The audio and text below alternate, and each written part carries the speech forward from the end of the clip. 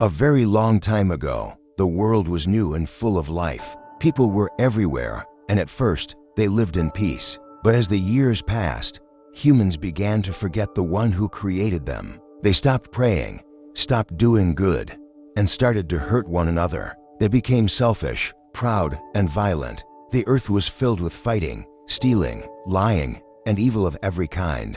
God looked down from heaven and saw how wicked his creation had become. His heart was full of sadness because this was not the world he made in the beginning. People no longer cared about what was right. They did not respect others, and they ignored God completely. But among all those people, there was one man who still loved and obeyed God, Noah. Noah was a good man. He lived a righteous life and always tried to do what was right. He walked with God every day and taught his family to do the same. He had 3 sons, Shem, Ham, and Japheth, and a loving wife. They all helped one another and stayed faithful, even when everyone around them was living in sin. One day, God spoke to Noah. His voice was strong, but full of sadness. He said, "Noah, the world has become full of evil. People think only about doing wrong. I am going to send a great flood to wash away all the wickedness and start again. But I will keep you safe because you are a good man."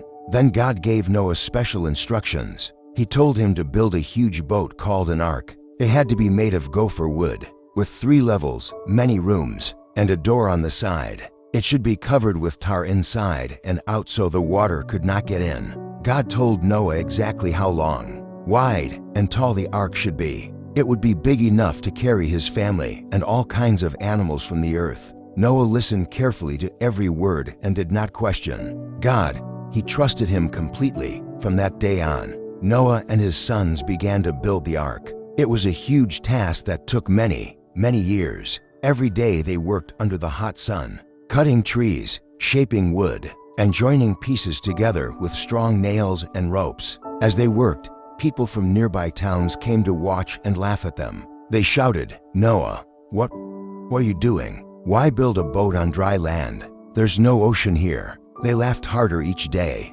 but Noah only smiled and kept working. He warned them, "God will send a great flood. Turn away from your sins and obey him before it's too late." But no one believed him.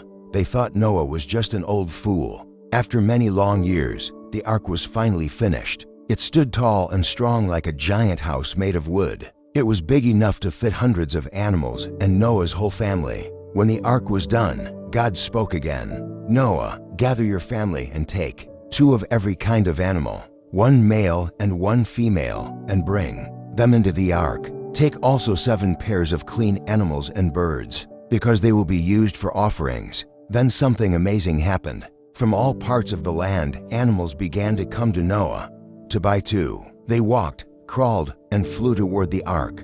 There were lions, elephants, tigers, sheep, goats, snakes, monkeys, eagles, doves, and every other creature you could imagine. Noah and his family carefully guided them inside, giving each pair their place. It was a beautiful but also mysterious sight, animals from everywhere, coming together peacefully, obeying the call of God. When everyone was inside, Noah, his wife, his sons, their wives, and all the animals, God himself closed the door of the ark. Then the sky began to change. Dark clouds covered the sun. The wind started to blow, and the sound of thunder filled the air. Then a drop of rain fell, then another, and another, until the rain came pouring down harder and stronger than anyone had ever seen.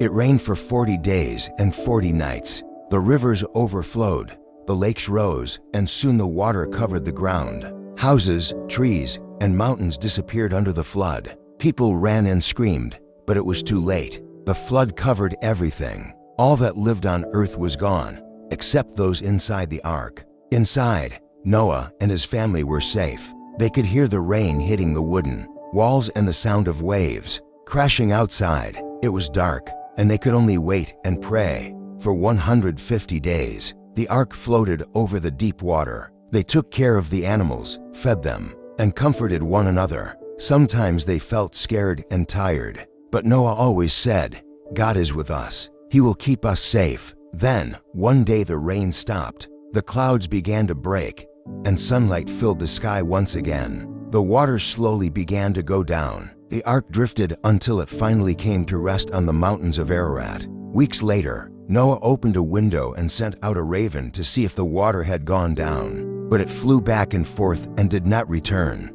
Then he sent out a dove, but it also came back because it found no dry land. After 7 days, Noah sent the dove again.